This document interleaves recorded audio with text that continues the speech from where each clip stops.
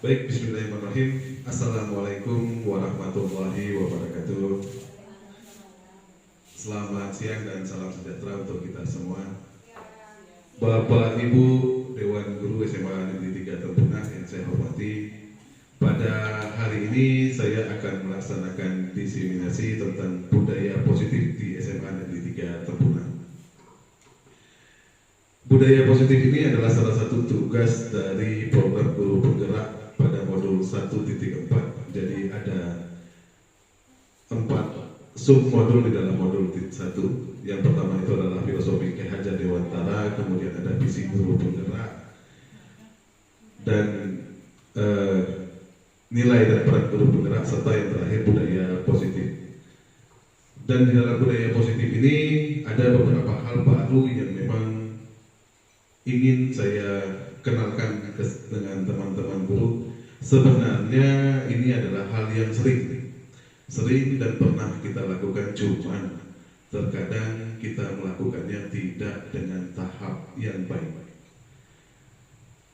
Next book. Apa yang dimaksud dengan budaya positif? Budaya positif adalah nilai-nilai kebajikan, sifat-sifat positif manusia yang merupakan tujuan mulia yang ingin dicapai setiap individu. Seperti yang telah dikemukakan oleh Dr. William Glasser pada teori kontrol 1984 menyatakan bahwa setiap perbuatan memiliki tujuan. Selanjutnya, Denny Gosen 98 mengungkapkan bahwa dengan mengaitkan kebajikan yang diyakini seseorang, maka motivasi intrinsik akan terbangun, sehingga menggerakkan motivasi dari dalam untuk dapat mencapai tujuan mulia yang diinginkan dan menciptakan lingkungan belajar yang positif. Jadi menurut Dr. William Glasser ini, setiap perbuatan itu memiliki tujuan. Jadi apapun yang dilakukan oleh anak itu pasti memiliki tujuan. Next.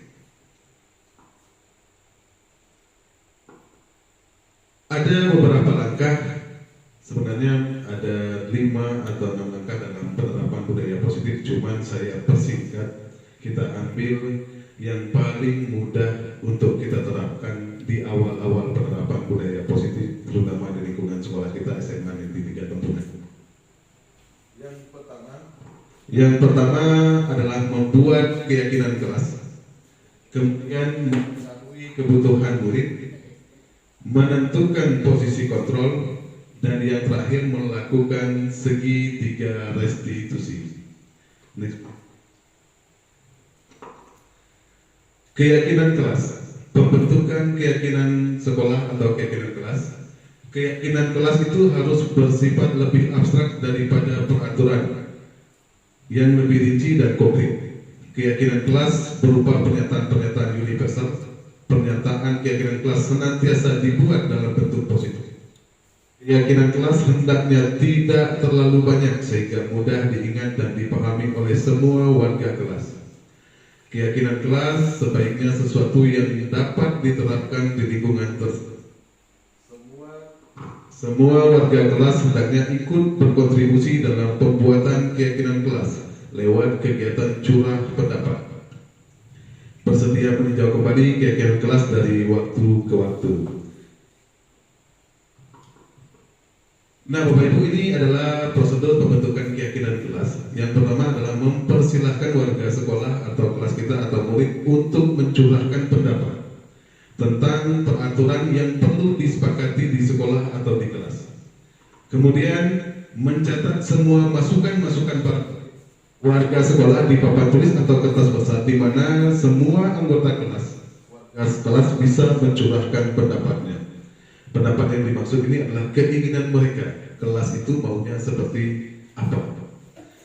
Terus selanjutnya, susunlah keyakinan kelas sesuai prosedur pembentukan keyakinan sekolah atau kelas. Ganti kalimat-kalimat negatif menjadi positif. Contoh kalimat negatif: jangan berlari di kelas atau koridor. Kalimat positifnya: berjalan di kelas atau di koridor. Kalimat negatif lain lagi yang biasa kita ucapkan: jangan terlambat datang ke sekolah. Seharusnya kita ganti: datanglah ke sekolah tepat waktu. Jadi bahasa-bahasa negatif sebaiknya jangan digunakan untuk peserta didik atau anak-anak kita. Tinjau kembali daftar curah pendapat yang sudah dicatat anak. Mungkin akan mendapat bahwa pernyataan yang tulis di sana masih banyak yang berupa peraturan-peraturan.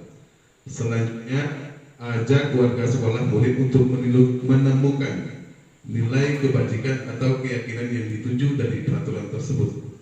Contoh, berjalan di kelas, dengarkan guru, datanglah tepat waktu, berada di bawah satu payung, yaitu keyakinan untuk saling menghormati, atau nilai kebajikannya itu hormat. Keyakinan ini dimasukkan dalam daftar untuk disepakati. Kegiatan ini juga merupakan pendalaman pemahaman untuk peraturan keyakinan kelas sekolah atau kelas. Jadi kepada Ibu, yang dimaksud dengan contoh tadi, berjalan di kelas, dengarkan guru, datang tepat waktu, itu sebenarnya cukup dibuat dalam satu kalimat saja, yaitu saling menghormati. Poin-poin di dalam saling menghormati itu ada datang tepat waktu, berjalan di kelas. Tapi kalau kita tuliskan semua, berjalan di kelas, dengarkan guru, datang tepat waktu, terlalu banyak untuk anak ingatkan. Jadi cukup kita tulis satu saja, yaitu saling menghormati dengan nilai kebajikan. Yang muncul di situ adalah rasa hormat. Tinjau ulang keyakinan kelas secara bersama-sama. Seharusnya beberapa peraturan sekolah telah disatukan menjadi beberapa keyakinan, maka jumlah butir pernyataan keyakinan sebaiknya keyakinan sekolah atau kelas tidak terlalu banyak, bisa berkisar antara 3 sampai 7 prinsip atau keyakinan. Bila mana terlalu banyak, maka warga kelas akan sulit mengingatnya dan akibatnya sulit untuk dijalankan. Setelah keyakinan sekolah kelas selesai dibuat, maka semua warga kelas dipersilahkan meninjau ulang dan menyetujui dengan menandatangani keyakinan sekolah atau termasuk guru dan semua murid. Keyakinan sekolah atau kelas selanjutnya bisa diletakkan di kelas di tempat yang mudah dilihatkan oleh semua warga. Jadi pada prakteknya Bapak dan Ibu, untuk prosedur pembentukan keyakinan kelas ini memang lebih dititik beratkan kepada wali kelas untuk memulai membuat keyakinan kelas bersama dengan anak-anak di kelasnya. Jadi nanti anak-anak dipersilakan, mereka ingin kelas yang seperti apa? Ingin kelas yang aman, ingin kelas yang nyaman, tuliskan. Kemudian kita simpulkan menjadi satu supaya tidak terlalu banyak poin-poinnya. Nah, keyakinan kelas ini harus disepakati bersama oleh seluruh siswa dan juga guru, ditandatangani. Dan ini bukan suatu yang tetap, bisa kita rubah sesuai dengan keadaan. Jadi ini relevan, tidak perlu pasti keyakinan kelasnya seperti ini. Yang penting dari nilai kebajikan kelas itu adalah munculnya nilai-nilai kebajikan universal di dalamnya, yaitu rasa hormat, saling menghormati, kasih sayang dan sebagainya. Lanjut. Nah, kegiatan pendalaman keyakinan kelas ini sebenarnya adalah pembagian tugas yang perlu dipahami oleh murid, oleh peserta didik, bahwa sesungguhnya guru itu tugasnya mengajar, mendidik, menjawab pertanyaan, memberi nilai, mengatur kelas, menegakkan peraturan sekelas atau sekolah, menjalankan keyakinan kelas, peduli terhadap semua murid, dan selanjutnya. Jadi silahkan anak-anak itu mengisi supaya mereka tahu antara batasan guru dan siswa. Selanjutnya tugas murid itu adalah belajar mengatakan yang terbaik dari diri, bertanya jika tidak paham, mengikuti peraturan, menjalankan keyakinan kelas, mendengarkan dan memeriksa tugas kembali. Guru, kita lanjut pada yang paling bawah, tugasnya bukan menyakiti atau disakiti, memaksa kamu untuk belajar, merapikan barang-barang murid, menyiapkan makan atau barang-barang alat tulis. Jadi tugas guru bukan itu harus dipahami juga oleh seluruh peserta didik. Selanjutnya tugas murid tugasnya bukan menyakiti atau disakiti, mengeluh, merusak barang pribadi atau orang lain, melakukan tugas guru dan memutuskan untuk teman kamu. Kenapa ada memutuskan untuk teman kamu? Pada kurikulum Merdeka atau Merdeka Belajar, yang paling terpenting itu adalah anak-anak mampu mengeluarkan potensi diri. Pendidikan yang berpusat pada murid itu maksudnya adalah anak-anak mampu mengeluarkan potensi yang ada di dalam dirinya. Selama ini memang kita memiliki paradigma bahwa anak itu adalah selembar kertas kosong yang bisa kita tulis sesuai dengan keinginan kita. Tapi ternyata itu salah. Sekali lagi, itu salah Bapak dan Ibu. Anak-anak itu adalah selembar kertas yang sudah memiliki tulisan yang samar.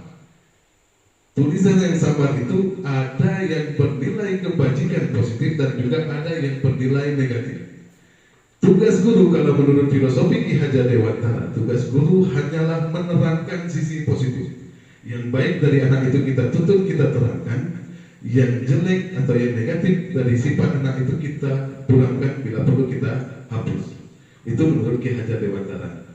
Karena setiap manusia itu memiliki kodrat alam dan kodrat zaman. Kodrat alam itu adalah karakter anak itu, kita tidak bisa merubahnya Bapak dan Ibu. Kita hanya bisa menuntut karakter itu menuju ke jalan yang lebih baik. Sama dengan kodrat zaman. Pendidikan itu harus dinamis, tidak boleh statis. Sekarang kalau dulu mungkin di zaman kita sekolah, informasi yang kita dapat paling cuma dari buku bacaan yang kita baca.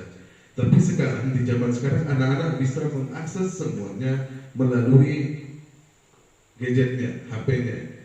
Jadi di dalam genggaman mereka sudah ada materi yang bisa mereka akses dengan begitu mudah. Itu zamannya. Ki Hajar Dewantara juga mempamakan guru itu adalah seorang petani yang menanam padi, Bapak dan Ibu. Siswa itu adalah padi dan kita adalah petani. Berdasarkan kodrat alam, seorang guru atau pendidik itu hanya bisa menuntun tumbuh kembangnya padi supaya menjadi subur dan berbuah. Kita hanya bisa memupuknya apabila dia kekurangan pupuk, memberinya air apabila kekurangan air, dan membersihkan lahannya supaya dia bisa tumbuh subur. Tapi kita tidak akan bisa merubah kodrat alamnya bahwa padi akan tetap menjadi padi. Padi tidak bisa kita rubah menjadi jagung atau ubi. Jadi kodrat alam itu tidak akan pernah bisa kita rubah. Yang bisa kita lakukan hanyalah menuntun anak supaya menjadi pribadi yang menyenangkan, bahagia untuk kehidupannya di lingkungan sekolah maupun di lingkungan masyarakat nantinya.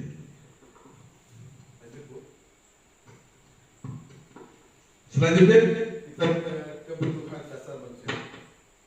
Selanjutnya kita ke kebutuhan dasar manusia. Kebutuhan dasar manusia ini ada 5. Yang pertama itulah kebutuhan bertahan hidup. Kebutuhan ini bersifat fisiologis. Ini misalnya kesehatan, rumah, dan makan. Kebutuhan biologis bagian dari proses reproduksi, termasuk kebutuhan untuk tetap bertahan hidup. Kebutuhan bertahan hidup ini adalah supaya kita mengetahui apa penyebab anak berperilaku seperti ini.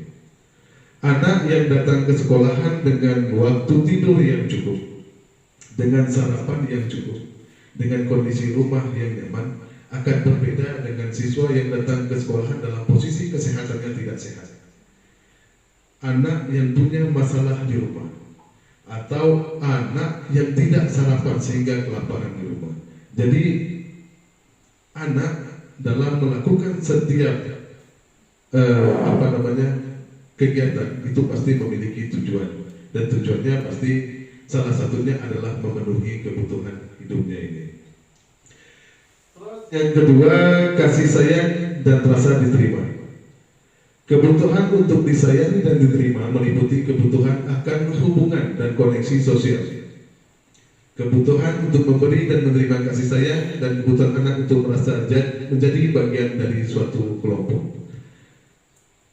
Anak yang memiliki kebutuhan dasar kasih sayang dan rasa diterima biasanya dalam pembelajaran Ada anak yang lebih suka kalau mereka bekerja secara kelompok atau diskusi kelompok. Tapi ada anak yang tidak suka apabila mempresentasikan hasil belajarnya satu persatu di kelas. Jadi kalau ada anak yang nampaknya tidak suka kalau satu persatu, tapi dia bersemangat ketika berkelompok, berarti memang ada kebutuhan dasar manusia yang tidak terpenuhi di situ. Berarti kebutuhan dasar kasih sayangnya yang memang atau rasa diterima yang memang dia perlukan. Yang ketiga, penguasaan. Kebutuhan ini meliputi keinginan untuk dianggap berharga, bisa membuat perbedaan, bisa membuat pencapaian kompeten, diakui, dihormati. Ini meliputi self-esteem dan keinginan untuk meninggikan pengaruh. Bapak dan Ibu, di kelas tentu ada anak-anak yang memang selalu pengen menunjukkan diri. Kadang-kala memang ini berbenturan, penguasaan ini kadang-kala berbenturan dengan rasa diterima, kebutuhan rasa terima. Dari dua kebutuhan hidup ini, tinggal bagaimana kita mengarahkan dan menuntun anak untuk mencapai kebutuhan ini. Selanjutnya, kebebasan.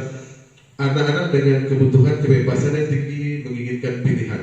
Mereka perlu banyak bergerak, suka mencoba-coba, tidak terlalu berpengaruh dengan orang lain, dan senang mencoba hal-hal baru. Kebutuhan akan kebebasan sebenarnya bukan berarti kita memberikan kebebasan sebebas-bebasnya kepada anak dalam pembelajaran, tidak. Tapi paling tidak kita memberikan kebebasan anak untuk berani mengeluarkan pendapat. Anak berani untuk bebas memilih pelajaran apa yang dia sukai. Pelajaran yang disukai maksudnya dalam penyajian pelajaran itu. Karena memang ini nanti akan berpengaruh juga pada poin kelima. Di dalam modul 2 di PGP kami sudah ketemu dengan yang namanya pembelajaran diferensiasi. Itu nanti akan sedikit saya jelaskan gambaran-gambaran untuk pembelajaran diferensiasi. Terakhir, kesenangan. Anak-anak dengan kebutuhan dasar kesenangan yang tinggi biasanya ingin menikmati apa yang dilakukan. Mereka juga bisa berkonsentrasi tinggi saat mengerjakan hal-hal yang disenangi. Untuk anak-anak yang dengan kebutuhan dasar manusia kesenangan ini, saya ambil contoh untuk pembelajaran biologi misalnya Bapak dan Ibu, atau pembelajaran di olahraga. Ada anak yang malas mengikuti materi olahraga, tapi senang ketika melakukan praktek. Ada. Nah, kebutuhan anak seperti ini biasanya anak yang memang memerlukan kesenangan. Seperti yang saya katakan tadi, dalam modul 2 kami telah ketemu dengan pembelajaran diferensiasi. Tujuan pembelajaran diferensiasi itu ada 3. Yang pertama itu adalah melihat kesiapan murid dalam pembelajaran, minat belajar, dan juga profil belajar siswa. Nah, dalam kesiapan belajar itu dalam memenuhi kesiapan belajar, minat belajar, dan profil belajar siswa, ada 3 strategi yang bisa digunakan. Yang pertama strategi konten, yang kedua itu adalah strategi proses, yang ketiga adalah strategi produk. Saya sedikit menjelaskan pada hari itu dan agak maju ke depan ya Bapak dan Ibu. Untuk kesiapan belajar anak dari segi konten Bapak dan Ibu, kita memang harus menyiapkan berbagai macam konten untuk materi yang akan kita sampaikan. Misalnya saya di dalam pembelajaran bola besar, ada anak yang memang menyukai visual, ada anak yang menyukai auditor, ada juga yang senang dengan video-video. Jadi kebutuhan itu harus kita penuhi supaya apa? Supaya materi yang ingin kita sampaikan itu sampai kepada anak ketika dia memang dapat menikmati materi itu dengan senang. Tapi kalau anak tidak menikmati, maka materi itu tidak akan sampai kepada anak. Nah, dari materi-materi yang bisa disampaikan, lanjut menuju pada proses. Pada prosesnya kita harus lebih banyak memotivasi anak dan membebaskan anak untuk melakukan. Dan terakhir, untuk diferensiasi produk, anak boleh membuat unjuk kerja dalam bentuk apapun. Ada yang lihai membuat kerajinan, misalnya seperti kalau saya di olahraga tradisional, yang lihai membuat gasing itu mereka membuat gasing. Yang tidak bisa, yang lebih suka menulis, mereka tinggal membuat peraturan permainan gasing dengan cara ditulis. Yang suka dengan buat video agak tertantang dengan membuat video misalnya untuk unjuk kerjanya, mereka mungkin lebih suka memvideokan kawannya yang sedang bermain. Jadi hasil-hasil itu boleh, untuk produknya boleh kita terima, akan karena itu memang sesuai dengan keinginan dan kesenangan anak dalam berproses.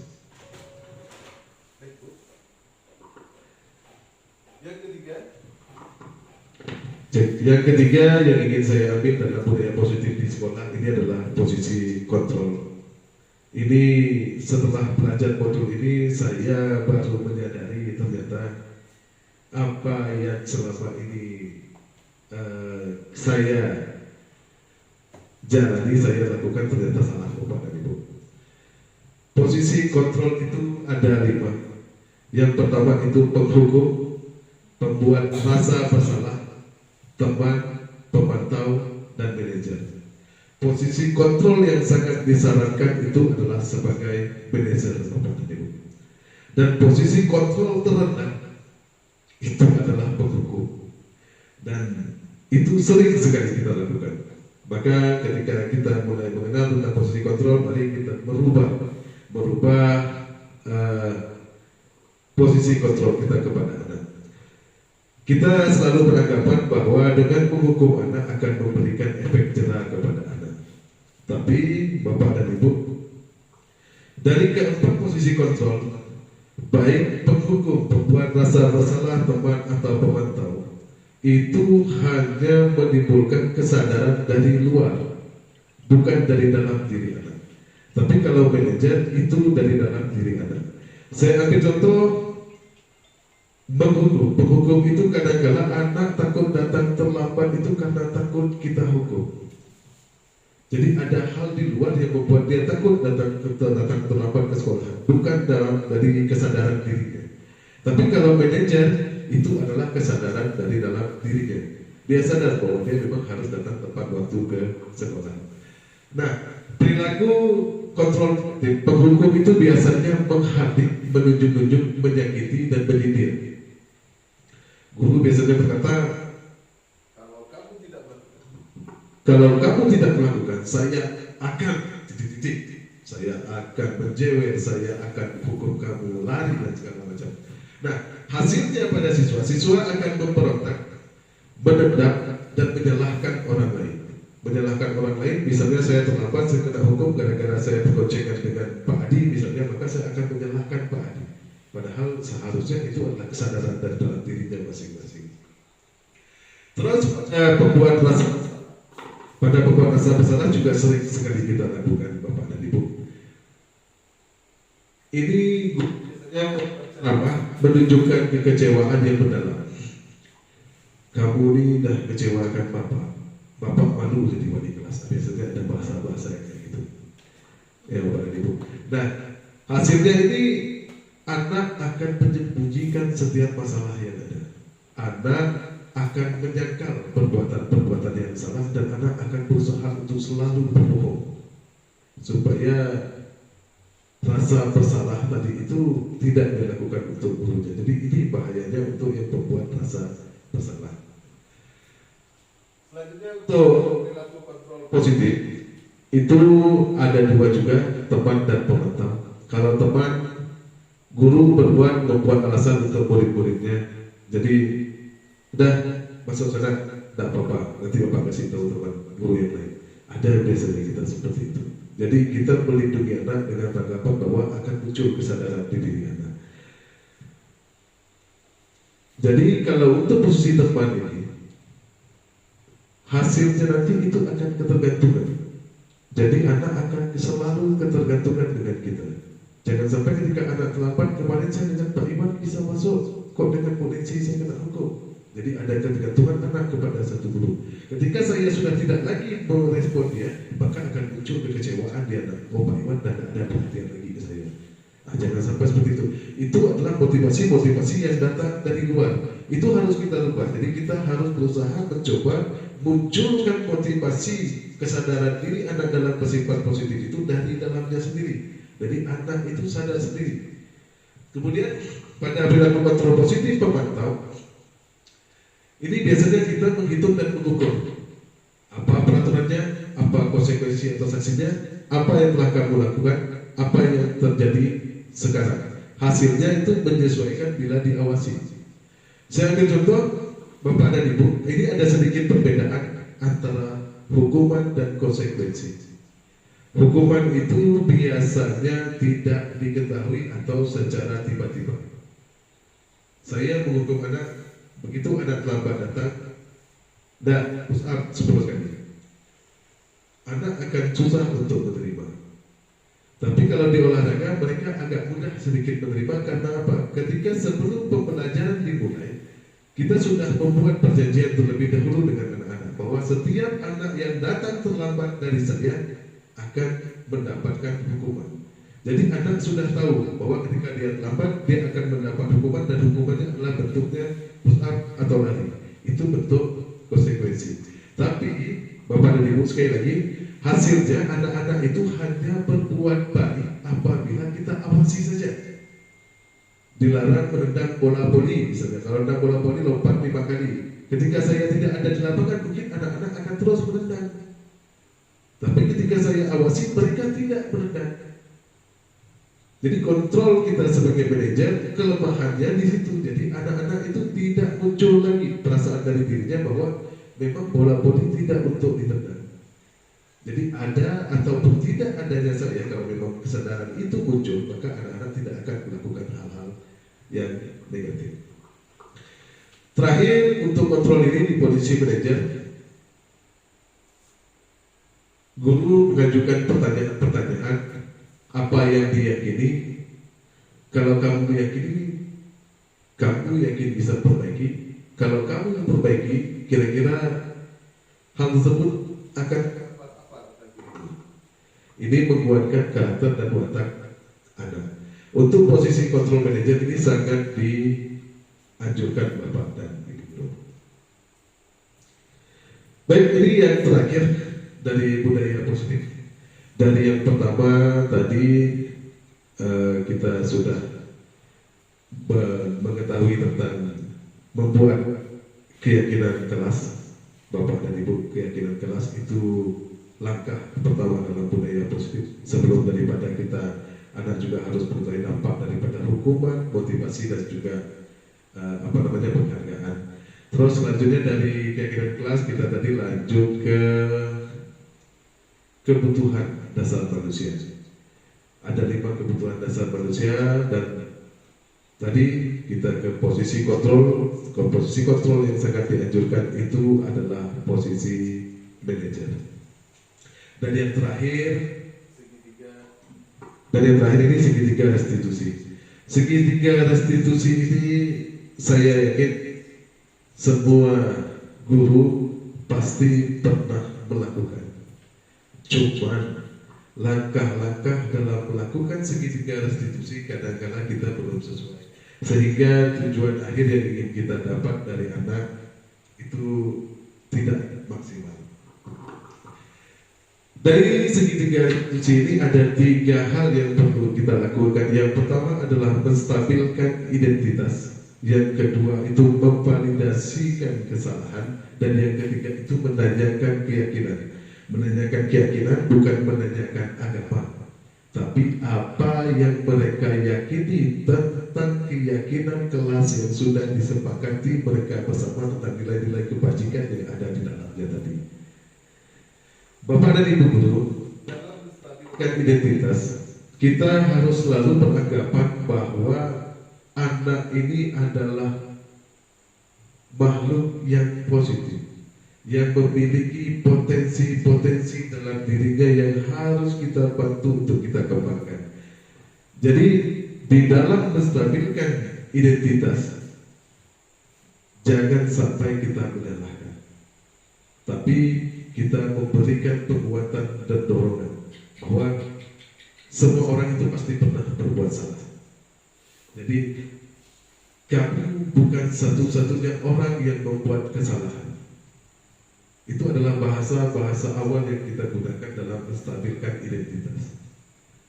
Ini kalau kita berhadapan dengan anak. Tapi kalau kita berhadapan dengan 2 anak yang sama-sama berkasus, kita bahwa kita tidak mencari siapa yang salah, siapa yang benar, tapi kita mencari solusi dari permasalahan.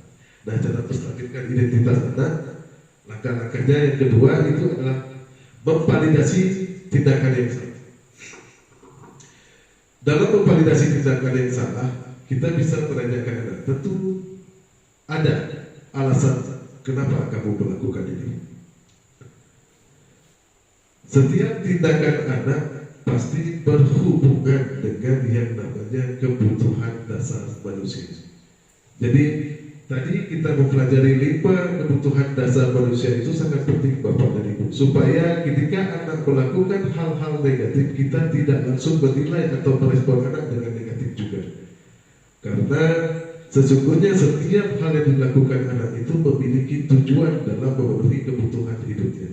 Bisa jadi ada kebutuhan hidup yang tidak dipenuhi oleh anak sehingga membuat anak bersikap negatif.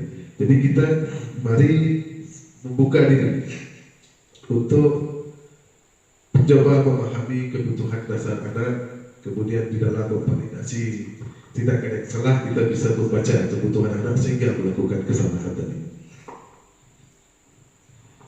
Di dalam validasi tindakan yang salah, kita juga bisa menanyakan adakah cara yang lebih tepat atau lebih baik untuk mendapatkan kebutuhannya.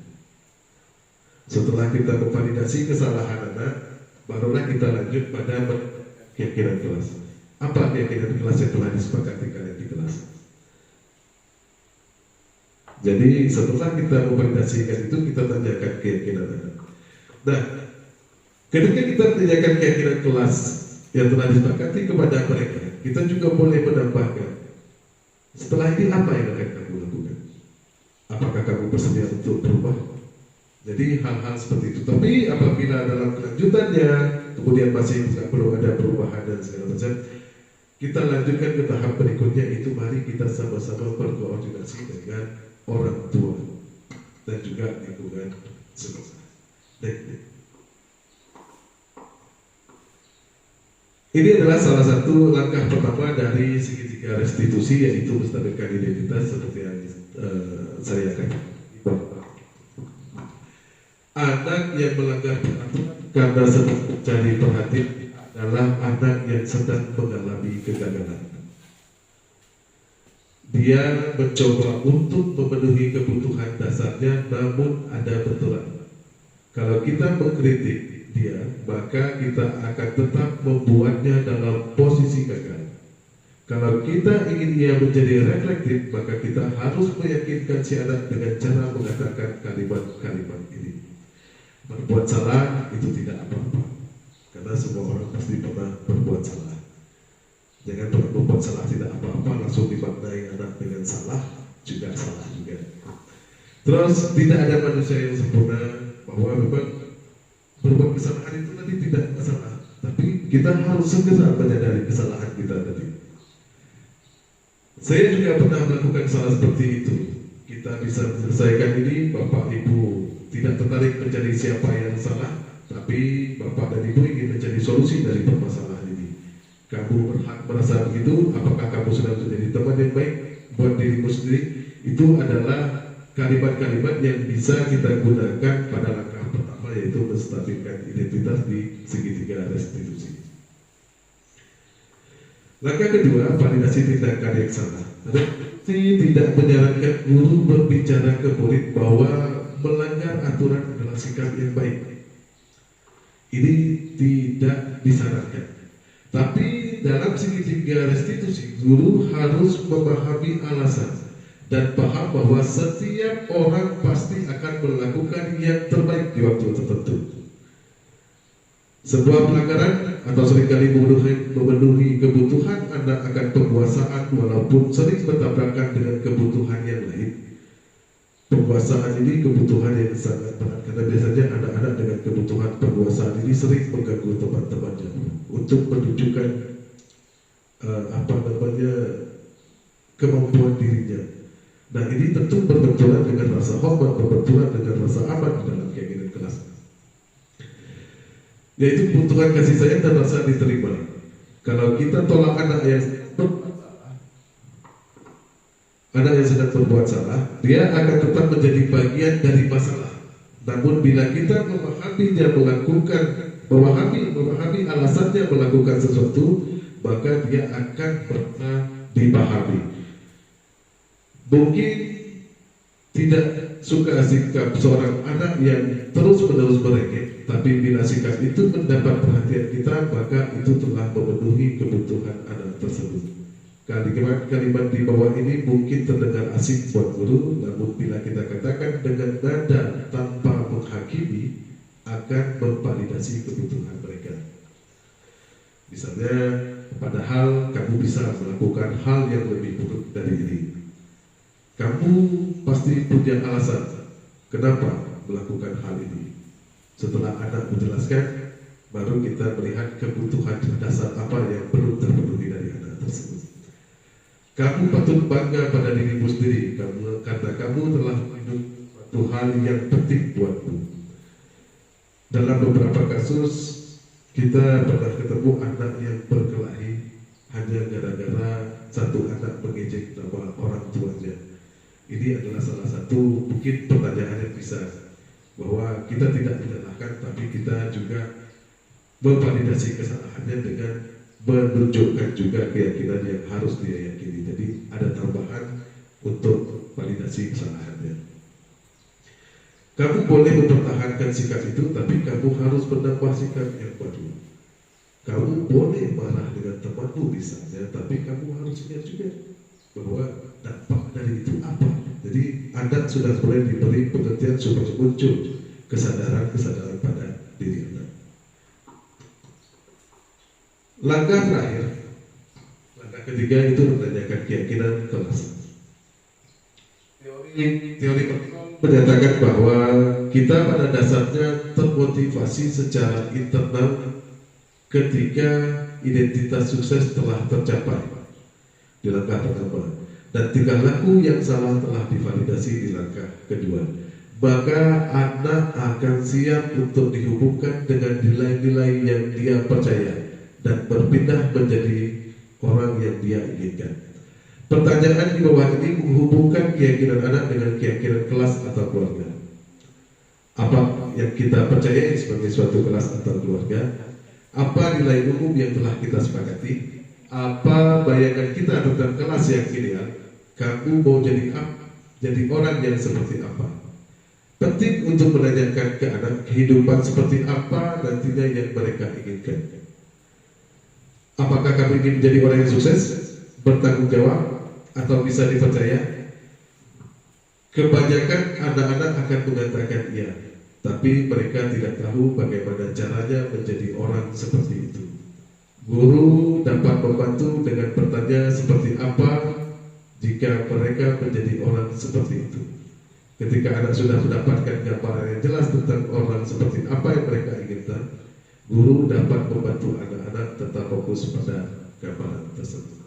Jadi mereka ingin seperti apa, guru tinggal melanjutkan dan membimbing anak. Bapak dan Ibu, dalam filosofi Ki Hajar Dewantara, pendidikan itu harus berpusat pada murid, dan tugas kita sebagai guru hanya menuntut dalam pendidikan dan pengajaran. Menuntut tumbuh kembangnya anak, menuntut tumbuhnya potensi-potensi dalam diri anak. Sekali lagi, bahwa anak bukanlah kertas putih yang bisa kita tulis, tapi adalah kertas putih yang sudah berisi, yang tinggal kita terangkan laku baiknya dan kita hapus laku-laku jahatnya. Di dalam modul 1 PGP, di modul 1.1 Label Filosofi Ki Hajar Dewantara, itu pembelajaran yang berpusat pada murid. Jadi kita sebagai guru berkewajiban untuk memenuhi kebutuhan murid supaya anak mampu mengembangkan diri dalam pembelajaran. Pada modul keduanya visi guru, pada 1.2-nya visi guru penggerak, juga semuanya harus berpusat kepada murid. Berpusat kepada murid bukan berarti bahwa murid bisa melakukan sesuatu sesuai kehendaknya, tidak, tapi sesuatu yang bisa mengeluarkan potensi-potensi yang ada dalam dirinya. Mereka boleh melakukan apa saja dengan apa yang kita sediakan. Bapak dan Ibu, mudah-mudahan ini bermanfaat untuk kita semua, mulai dari keyakinan kelas mungkin sudah mulai bisa kita terapkan untuk wali kelas. Selanjutnya tentang kebutuhan dasar manusia, kita jangan terlalu suka memvonis anak.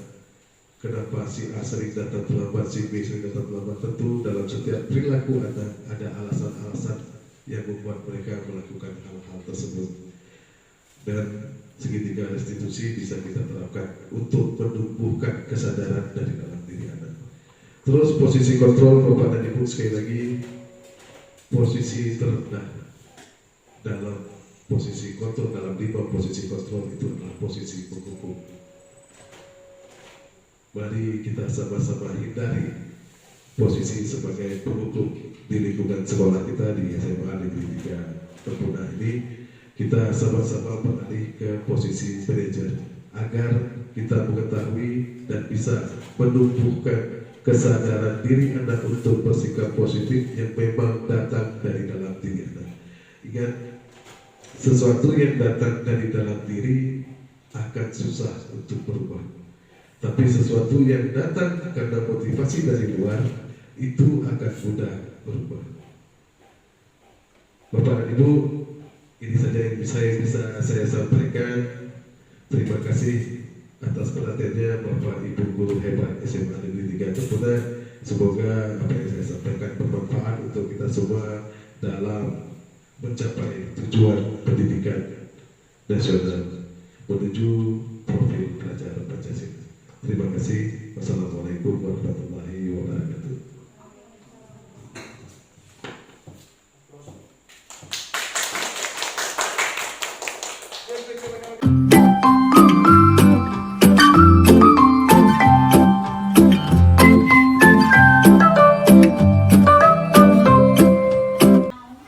Baik, selamat siang semuanya. Saya mengucapkan terima kasih kepada Bapak narasumber Bapak Iwan Setiawan SPDGR atas penyampaian informasinya terkait dengan budaya positif di sekolah. Budaya positif di sekolah ini perlu sangat diterapkan kepada seluruh peserta didik tanpa terkecuali, baik yang bermasalah maupun tidak yang bermasalah, agar seluruh peserta didik ini dapat mengembangkan potensi dirinya secara optimal. Jadi budaya positif ini yang pertama kita harus melakukan keyakinan kelas. Keyakinan kelas di sini yang dimaksud adalah guru bersama dengan peserta didik melakukan atau menyepakati aturan-aturan apa saja yang perlu diterapkan di kelas. Dan aturan ini aturan yang memang perlu diterapkan di lingkungan sekolah agar nantinya diharapkan aturan ini dapat memperbaiki karakter atau watak peserta didik menjadi lebih baik lagi.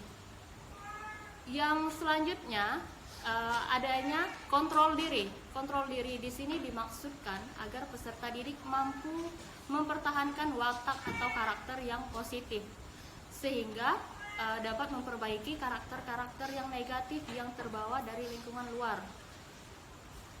Hindarilah dalam memberikan hukuman atau punishment kepada peserta didik karena ini tidak akan memberikan penguatan watak atau karakter kepada mereka. Menurut saya sebagai guru BK, kontrol diri ini sangat penting karena akan memberikan perilaku yang positif secara jangka panjang kepada peserta didik, tidak hanya di sekolah tapi di lingkungan masyarakat dan di lingkungan keluarga juga. Lalu restitusi, langkah-langkahnya itu sudah mulai kita terapkan di sekolah, tapi masih belum dilakukan secara optimal.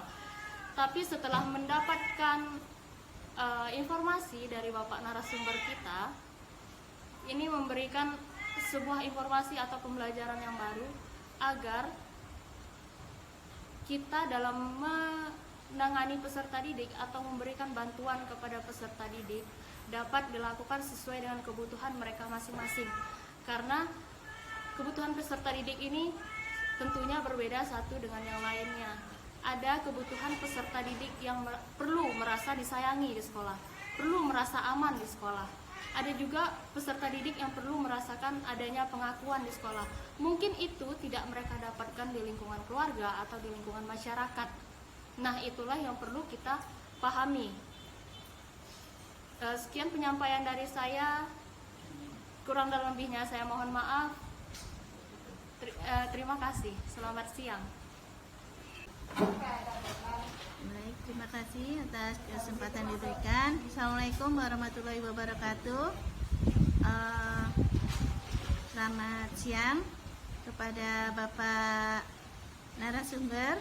Terima kasih atas paparan materinya dan di sini saya akan memberikan sedikit testimoni menurut pandangan saya bahwa budaya positif yang harus diterapkan di sekolah luar biasa. Sebenarnya ini sudah kita laksanakan setiap hari, tetapi terkadang kita tidak pada konsep yang tepat. Artinya ya udah biasa-biasa aja dilakukan. Nah, dari budaya positif tadi bisa kita laksanakan dari yang kecil dulu, mulai dari pembiasaan.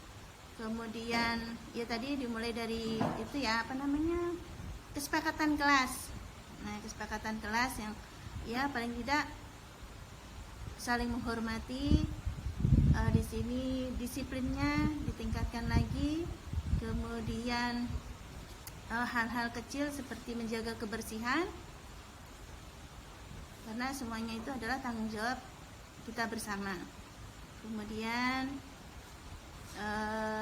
dari sikap-sikap positif tadi diharapkan ada perubahan-perubahan positif dari siswa yang akan diterapkan di lingkungan kelas maupun sekolah dan di lingkungan keluarga, masyarakat tentunya yang diinginkan oleh kita bersama. Mungkin itu saja yang bisa saya sampaikan. Terima kasih. Saya akhiri. Assalamualaikum warahmatullahi wabarakatuh. Selamat siang.